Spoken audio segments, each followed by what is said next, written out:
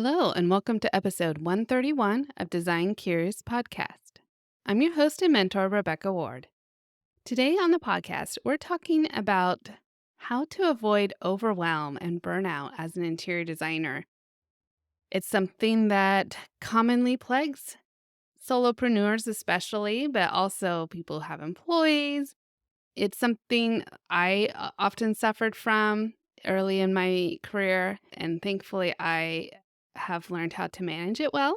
And I would say I'm no longer overwhelmed and burned out designer, which is great because then I can be the best designer that my clients need me to be.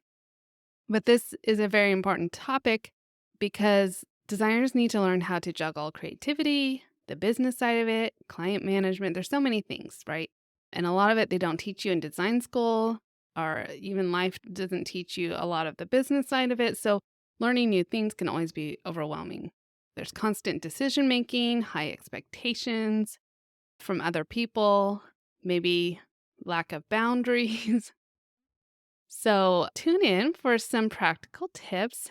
And before we get to that, I want to remind you that if you missed signing up for the Launch Your Business Bootcamp in the spring, I have decided to open doors for it in the summer. We're going to do the business bootcamp for July and August. You can start signing up in June, and I'm actually going to open the platform to you in June so you can do some of that pre-work. You can get some of the learnings in My Design Mentor under your belt before we start to meet and get your business off the ground in July. So if you're interested in that, go ahead and check the link in the show notes and you can sign up and get that going for this year. It'll be a lot of fun. And we'll get it going so that you're not overwhelmed. Even though there's a lot to do when you're starting a business, we're going to try to help mitigate all of that stress and burnout from the get-go. Okay, let's talk about it. You're now listening to Design Curious, a place where you, creative one, are here to learn about what it really is like to be an interior designer. And I'm your host and mentor, Rebecca Ward. If you're worried about how to succeed in a creative career, if you're ready to learn your next steps to become an interior designer, and if you want the satisfaction of doing something you love every day, you are in the right place. Grab a coffee, a notebook, and let's dig into today's episode. Let's talk about the reality of burnout in interior design. It is unfortunately something that most designers will at some point complain about because many of us are people pleasers. It's hard to have boundaries established in our business to limit the requests and demands that clients place on us. Burnout doesn't happen overnight. It builds up through small compromises that we make.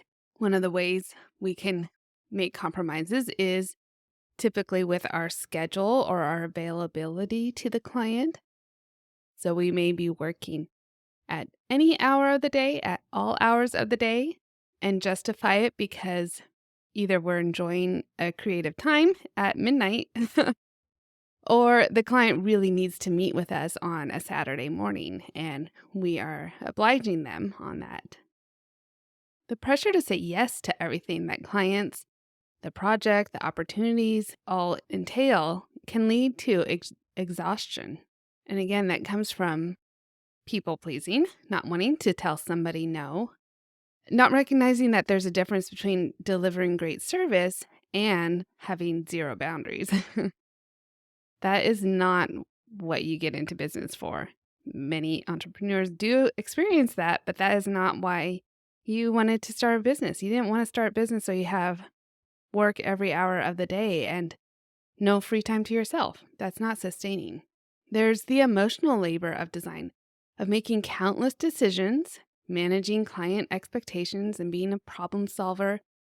One of the reasons why clients hire us is because we have the capacity to make all of those decisions. We do it all the time in every project, and so it becomes easier and easier for us, and we actually enjoy making decisions on the grout color and the height of the wainscoting, and every single thing that might overwhelm a client often comes easily or falls in step with what we do as a designer. But that also can take a toll, and we have to limit ourselves on the amount of days that we're on the job site and hours we're on the job site answering questions. It's the challenge of always being on, even when you're not working. Your brain is designing, or you're thinking about an email you need to reply to, or that you forgot about, or a bill that's coming due, or invoices you need to send out. There's always something that you need to be thinking about as a designer. So that can be a challenge. And burnout can affect creativity. You can't design as well as you possibly could when you're running on empty. So it's important to have limitations so that you can renew your creativity. I definitely experienced all of the above when I was starting out in my career, which is why I'm here telling you not to do it. I very much am a people pleaser, and I've told you before, I had very little boundaries on when I would meet with clients. I met them Friday evening, I'd meet them Saturday morning, and early days, I had no kids. I was newly married, and we had fewer responsibilities than we do now. So I actually had capacity for making that happen. Did I enjoy it all the time? No, I'm an introvert. I like my time to myself. I like my Saturdays in bed in the morning and not having to get up and get dressed and go present to a client. But I thought that if I said no to the client, then they would say no to me doing their project, which is not the case, of course. It's just important to lay out those boundaries at the beginning, at the onset of the project, so that all the expectations are managed. What really put me over the edge was a Saturday morning when I was on the job site working with a client. It was taking longer than expected. I had a several-month-old baby at home that I wanted to be at home with. I didn't want to miss any of that time on a Saturday that I had with my daughter. And so that kind of made it crystal clear to me that, like, I don't want to do Saturdays. This is not, I don't want to be here. I think it's coming across to the client that I don't want to be there and the contractor. Even though I enjoyed the client and the contractor very much during the week, on a Saturday morning, that's not my best time to be with them. I'd rather be with my family. And so that's when I started putting boundaries, working only from 9 to 5 on Monday through Friday. You're the boss, you get to set those rules. Okay, so what does self-care look like for a designer? And how can it actually work? Well, like I said, set boundaries is the first thing. Learning to say no without guilt. You've heard it said that no is a complete sentence. You don't always have to give an excuse why. You can say, no, I don't meet on Saturdays. Not every client or project is the right fit for you either. So you can say no to the project. Even if you're really desperate starting out and there's just a million red flags going into it, they're not treating you well, please say no. It's not worth being stressed out to get a photograph of a project, and you probably won't in the end if the client is very difficult. So yes, define your work hours is another way to set those boundaries and sticking to them. So if they ask, which I've had people ask, oh, can we meet in the evening because that's the best time for me? I will say, no, I'm sorry, we have to find a time, maybe your lunch break. We'll work through our lunch, that's fine. And then managing communication. This is very important with texting and emails outside of work hours. 99% of the time, I will not respond to a client outside of the work hours. Now, once in a while, it's maybe 5:05, and I just saw that message and it's something I can quickly address. I might respond to them then. That's fine. But if I'm already in the car or I'm already with my family, then I won't. I'll leave it till the next day. That's the hard part, is that with texting, it's always on your phone and available. I love now that the iPhone lets you mark messages as unread, even if you've read them already, because then you can remember to go back and do that. Or you can, oftentimes what I'll do is I'll see a text come in and I'll make a task in Asana to reply to that person the next day. But as far as I can possibly have control over it, I am not emailing or texting for work-related reasons outside of my work hours, which is Monday through Friday, 9 to 5. And then clients know that because we put that in our email signature, we put it on our website, and we put it in the contract so that they know that during those hours of work, they can get a hold of us. And if it's after those hours of work, we'll get a hold of them the next business day. It is vital to protect your creativity and your creative energy. This is one of the main reasons why you are being hired, is because you're a creative person. Most of your clients are not.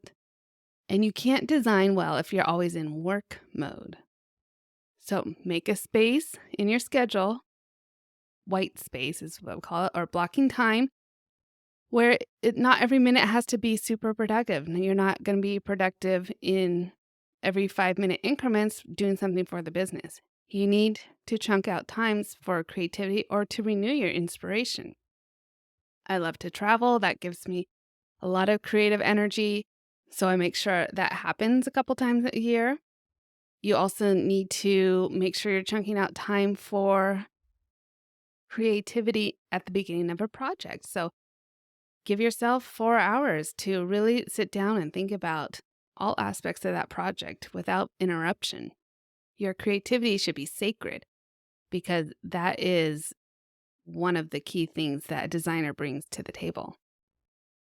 And then make sure that you're rested and recharged every day as much as possible so that you can use your creativity.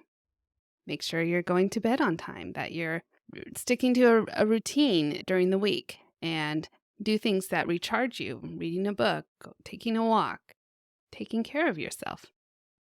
Find ways for building creativity, not just for your business, but also for you personally. I recently have put more focus onto doing watercolors for myself at home, something that I always struggled with when I was young, so I wanted to learn how to do watercolor better, and I really enjoy doing it. I try to work it into my schedule regularly. So I do watercolor painting. I do music with my husband. We have an acoustic duo, so singing, learning new songs. We're going to start writing some music. So that's another outlet for me to be creative. I love when I'm doing creative things that are not directly related with interior design because that can stimulate my creativity in different ways. And then I can bring that back to my job and keep that spark alive. I touched on physical and mental well-being as important for avoiding burnout and to maintaining your creativity. So keep yourself moving, have a morning workout or a walk or a midday walk, which myself and Lily decided to add walks into our midday routine when we're in the office just to keep us going. It helps to get the blood pumping, right? So we take a walk around the neighborhood. We're having fun, actually learning a lot more about the restaurants and places that are around us and a lot of the local art, that the murals that are on all of the buildings around our studio. It's been fun to explore. So that actually stimulates a lot of our creativity midday. Maybe you can do something like that to get out and move. Morning routines are especially critical for how you start your day. So I make sure I get up early enough so I can have some time in my planner just to focus on what I need to do today, my big 3, what I need to get done, and then other tasks that come alongside that are personal or for business. And I have it all right there in my full focus planner. Of course, another plug for that system, which I truly love. It helps me from being stressed out and overwhelmed. I can look at my planner, carry it with me everywhere, take notes in it. But yeah, I make sure every morning I'm sitting down with that planner. Even on the weekends, I'll sit down with it with my coffee, and I really look forward to that time now. It's important to be aware of how stress will physically manifest. So whether it's maybe every time you're stressed out, your back starts to hurt, or you get headaches or migraines, or your insomnia pops up. So pay attention to physical cues that your body is giving you that you need to take a break, because we don't want a stressed out interior designer over here. And then find out what you need to do to reset. I recently implemented quarterly personal days into my routine. It's something, my word of the year is called centered. And so I thought maybe once a quarter before the end of the quarter, so like mid quarter. I just had one in late February. I will go out for a day and just spend some time with myself during the business day, but off in a beautiful setting where I have some natural landscape around me. I can be inspired by that. I take some time in my planner just reflecting on the quarter, where I want to go next quarter or even farther out, what's working in my life right now, what maybe could use improvement, and just making sure I have dedicated time to focus on things that maybe require more time than just 15 or 20 minutes a day. It took several hours just to reflect, go back through my planner and see the things that I was doing. I journaled a lot. And then I brought my watercolors too, and I did some watercoloring, and I love walking through nature. So I did a long nature walk with some peaceful music, and I truly felt centered after that experience. And I think it's a game changer for me to help avoid getting burnout and to help keep my inspiration going in my business. So maybe a quarterly personal day or personal retreat is something that you want to implement in your work schedule. Okay, so some productivity and managing tools that you can use. I mentioned the Full Focus Planner. It really structures my days and my weeks well. It helps me even with meal planning. And like I said, every day you have the big three. So, what are your top focus priorities for the day? And you write those three things down. You know that if you accomplish these three things, you at least accomplished that and you've done something for the day. And it really helps you to tick off the tasks that really need the most attention. And the weekly reviews that they have at the end of every week really helps to reflect and then look forward on what you need to do and keep that stress from piling up. It's just, I guess the key thing here is that you're taking time to focus on tasking things and not just letting whatever alarm or bell or notification come up take priority. It's sticking to what you know is going to move the needle in your business or in your personal life and finding out what deserves your time. What's the difference between urgent and important and where to focus your energy? There's a difference. Just because something's important doesn't mean that it necessarily has to be taken care of today. You could schedule it out for 2 days out from now, and that would be just fine. And take care of the things that are more urgent or time-bound today. But how are you going to understand what that is unless you take time to reflect?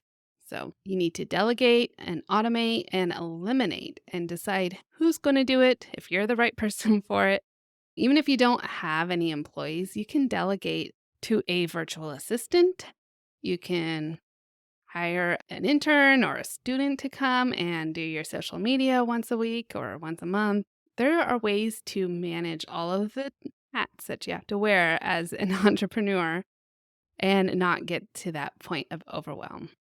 There's a lot of decisions, not only that you have to make on your client's behalf, but also within the business. And that can take a toll of constantly having to make decisions. So it's great when you can batch your time. So like you batch a block of creative time and you have a block of invoicing every month and you have a block of sourcing materials or reviewing projects. And this can really help you stay on task and avoid feeling overwhelmed. Of course, I've always talked about systems and templates that help you stay on track. So I use Asana as my task management, and I have systems that we've documented are in place in our operations manual. Anytime we need something done, we can reference the operations manual, especially if it's something we don't do all the time. It's nice to have that in there. And then if we have an intern or someone who has joined the team, then we can send them to the operations manual first to learn how to do it, and then we can assist them if they need more clarification. Learn how to say no gracefully. Not all projects, like we said before, are the right fit. And you can turn down work with confidence that more will be coming to you. By saying no, you're saying yes to a future project that fits your profile a lot better for your ideal client. And you need to stick with your business values. So if you haven't had a chance to sit down and clarify what your values are, what your core values in your business or your personal life are, then I would suggest spending some time doing that. And that will help you clarify who you are supposed to work with and who you're not supposed to work with. So you're not overloading yourself with someone who doesn't align. So the strategies that we can use to avoid overwhelm: organizing your work week. We talked a lot about that. Scheduling creative time to recharge. Sitting down Monday mornings and planning your week, and then doing a Friday wrap up can help you stay on track. So we'll do that in my business. We have our Monday task meeting. We go through all of the projects that are currently on the books and figure out what tasks need to be done next for this week. We'll assign to different days. Then on Friday, we do a wrap up when we email the client and let them know what we did this week. Then explore more personal hobbies when you're finding time to rest and recharge, whether that's painting, music, golfing, getting out for a walk. That's going to help. Your personal hobbies are going to help your business in unexpected ways.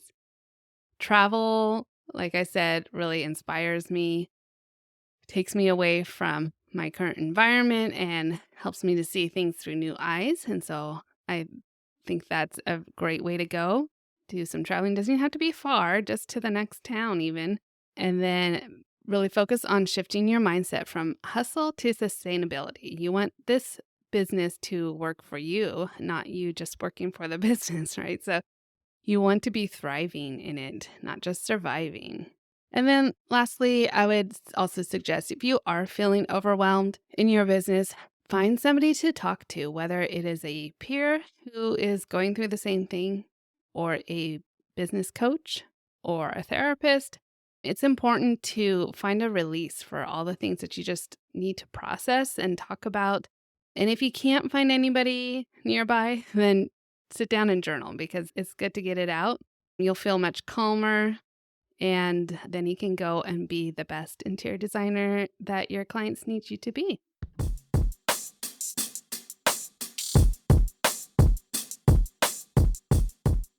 So I hope you're walking away with some useful tips today on avoiding burnout. It's one of the most common complaints I hear from my colleagues, that they're just slammed and running all the time, that they hardly even have time to invoice their clients. And slowing down a little bit to put some systems and processes in place and some boundaries is worth the time to protect your creative energy, to protect your mind so you don't go crazy, and so that you can actually be enjoying your life and your career. And that's the whole point, right? So reach out to me if you have any other questions. I'd love to see you in My Design Mentor. If you're starting your career, I can help you to get going with all the learnings in there, or meeting with me to tailor it to your needs. I also have a lot of free downloads for you. So links for all of that in the show notes or on my website, ourworddesign.com/podcast. And that's it for this week. Next week, I'll have a great interview for you. And until then, stay creative. Thanks for listening. If you love this episode, please leave a rating and a review. This helps me reach other curious creatives like you. If you have a topic request or would like to contact me, simply head over to my website, ourworddesign.com, or email me at podcast@ourworddesign.com.